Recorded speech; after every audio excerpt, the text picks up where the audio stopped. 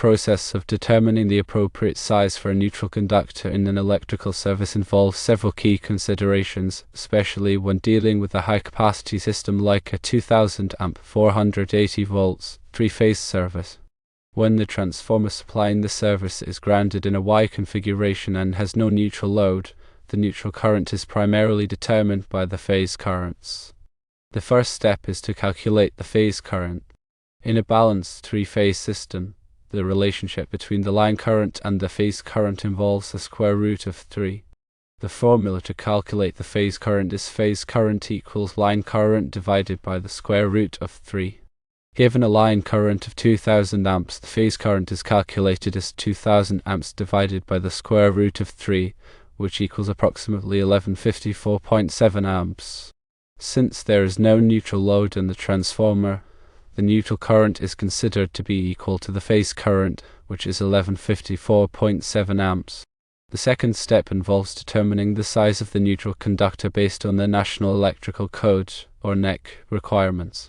According to the NEC, specifically Article 220.82, the neutral conductor must be sized at least equal to the largest phase conductor. In the provided scenario, the largest phase conductor is specified as 600 kcmil.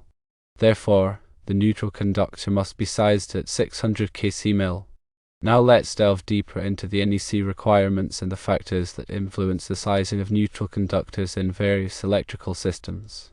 The NEC provides comprehensive guidelines for ensuring the safe and effective operation of electrical installations, and the proper sizing of neutral conductors is crucial for preventing overheating, voltage drops, and other potential hazards. When sizing a neutral conductor, it is essential to consider the type of load being served, the presence of nonlinear loads, and the potential for harmonic currents. Nonlinear loads, such as electronic devices and LED lighting, can generate harmonic currents that flow in the neutral conductor, potentially overloading it if it is not properly sized. The NEC addresses the issue of harmonic currents in several articles, including Article 220, which covers the calculation of branch circuit, feeder, and service loads. Article 220.61 specifically addresses the sizing of neutral conductors for household electric ranges, wall-mounted ovens, counter-mounted cooking units, and electric dryers. It allows for a demand factor of 70% to be applied to the neutral load calculation for these types of appliances, recognizing that they do not typically draw their maximum current continuously. Article 220.82, which was previously mentioned, provides guidelines for sizing neutral conductors in dwelling units. It states that the neutral conductor must have an ampacity sufficient to carry the maximum unbalanced load. The maximum unbalanced load is defined as the maximum net current between the neutral conductor and all other conductors connected to the same phase. In dwelling units, the neutral load is typically determined by the lighting, receptacle, and small appliance circuits. Article 220.18 provides guidance on calculating the demand factors for lighting loads. It allows for demand factors ranging from 100% for the first 3000 volt amps to 35% for the volt amps exceeding 120,000 volt amps. Article 220.42 provides demand factors for general use receptacles, ranging from 100% for the first 10 kV amps to 50% for the volt amps exceeding 10 kV amps. In commercial and industrial installations, the sizing of neutral conductors can be more complex due to the presence of various types of loads, including lighting, HVAC equipment, motors, and electronic devices. Article 220.61c addresses the sizing of neutral conductors for electric ranges and cooking appliances in other than dwelling units. It allows for a demand factor of 70% to be applied to the neutral load calculation for these types of appliances. Article 220.20 provides guidance on calculating the neutral load for electric discharge lighting. It states that the neutral conductor must be sized to carry the maximum unbalanced load, but in no case can it be smaller than the unrounded conductors. When dealing with nonlinear loads and harmonic currents, it is essential to consider the impact on the neutral conductor. Harmonic currents can cause the neutral conductor to overheat and potentially fail, leading to equipment damage and safety hazards. The NEC provides guidelines for mitigating the effects of harmonic currents in Article 220.61 Cone. It states that where a significant portion of the load consists of nonlinear loads, the neutral conductor must be sized to carry the maximum unbalanced load, including the harmonic currents. The NEC also addresses the use of neutral current carrying conductors in a raceway or cable in Article 310.15b3. It states that where there are more than 3 current-carrying conductors in a raceway or cable, the ampacity of the conductors must be reduced to account for the heating effect of the multiple conductors. However, this adjustment does not apply to neutral conductors that only carry the unbalanced current from other conductors of the same circuit. In the specific scenario of a 2000 amp, 480 volts, 3-phase service with a grounded Y transformer and no neutral load, the neutral current is primarily determined by the phase currents. As calculated earlier, the phase current is approximately 1154.7 amps. According to the NEC, the neutral conductor must be sized to at least equal to the largest phase conductor, which is 600 kcmil. However, it is important to verify that the 600 kcmil conductor is capable of carrying the calculated neutral current of 1154.7 amps. According to NEC Table 310.16, a 600 kcmil copper conductor with a 75 degrees Celsius insulation rating has an ampacity of 470 amps. Therefore, multiple 600 kcmil conductors are required to carry the neutral current of 1154.7 amps. Since the service consists of 5 runs of 3 1/2-inch conduit with 3 600 kcmil phase conductors and a grounded neutral in each conduit, each neutral conductor will carry a portion of the total neutral current.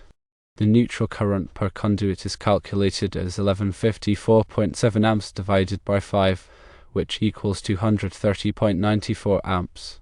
Since a 600 kcmil copper conductor with a 75 degrees Celsius insulation rating has an ampacity of 470 amps, it is sufficient to carry the neutral current of 230.94 amps per conduit. In summary, the neutral conductor for a 2000 amp, 480 volts, 3-phase service with a grounded Y transformer and no neutral load must be sized at least equal to the largest phase conductor, which is 600 kcmil. In this scenario, 5 runs of 600 kcmil copper conductors are used as the neutral conductors, with each conductor carrying a portion of the total neutral current. It is important to verify that the ampacity of the neutral conductors is sufficient to carry the calculated neutral current, taking into account any applicable derating factors. Additionally, it is crucial to consult the latest edition of the NEC and any local amendments to ensure compliance with the applicable electrical codes and regulations. The NEC is updated every 3 years, and it is essential to stay informed of any changes or revisions that may affect the sizing of neutral conductors and other electrical system components. Furthermore, it is recommended to consult with a qualified electrical engineer or contractor to ensure that the electrical service is properly designed and installed in accordance with all applicable codes and standards. A professional can assess the specific requirements of the installation and provide guidance on the selection of appropriate conductors, overcurrent protection devices, and other electrical equipment. In addition to the NEC requirements, there may be other factors to consider when sizing neutral conductors, such as voltage drop and fault current considerations. Voltage drop is the reduction in voltage that occurs along the length of a conductor due to the impedance of the conductor. Excessive voltage drop can cause equipment to malfunction and reduce the efficiency of the electrical system. The NEC provides guidelines for limiting voltage drop in branch circuits and feeders in Article 210.19 AON and Article 215.2 AON, respectively. Fault current is the current that flows during a short circuit or ground fault condition. The neutral conductor must be sized to withstand the fault current until the overcurrent protection device clears the fault. The NEC provides guidance on calculating fault currents and selecting appropriate overcurrent protection devices in Article 110.9 and Article 240.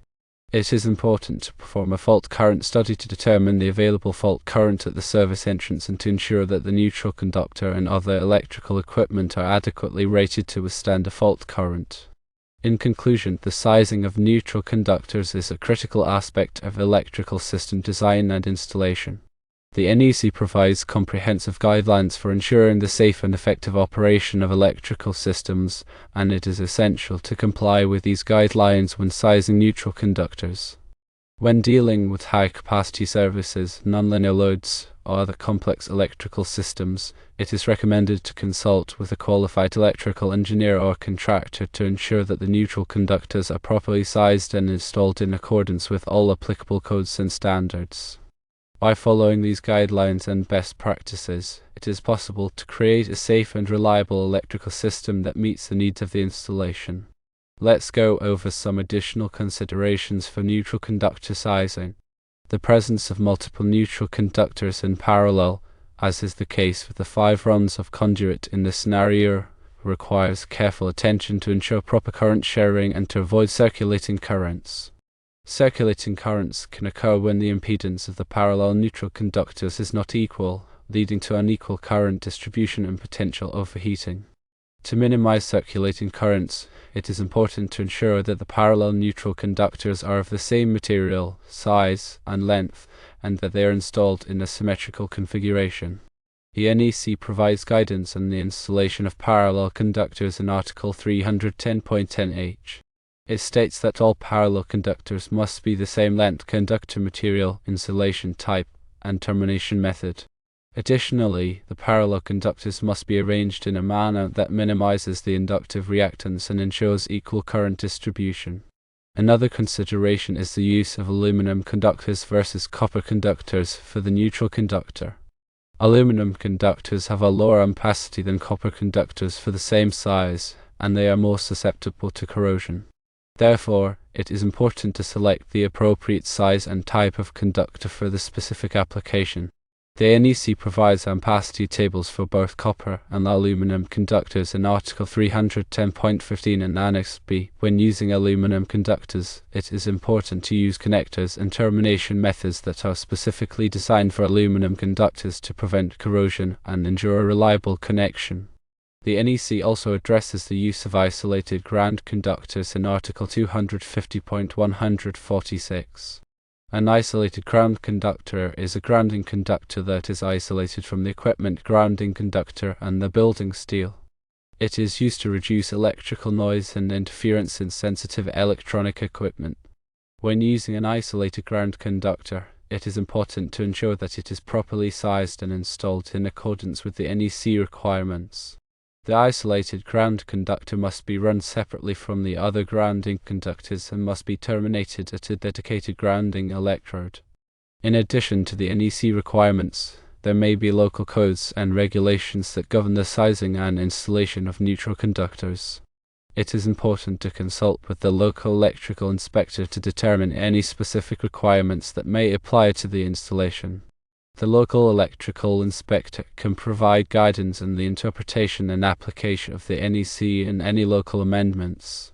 Furthermore, it is recommended to maintain accurate records of all electrical system design and installation details, including conductor sizes, ampacities, and overcurrent protection device ratings.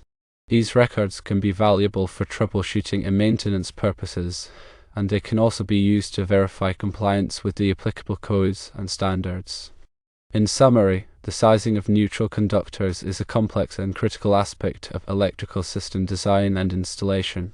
The NEC provides comprehensive guidelines for ensuring the safe and effective operation of electrical systems, and it is essential to comply with these guidelines when sizing neutral conductors.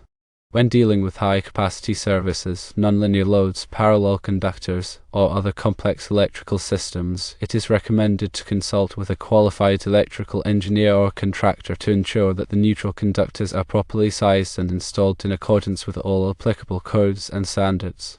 By following these guidelines and best practices, it is possible to create a safe and reliable electrical system that meets the needs of the installation.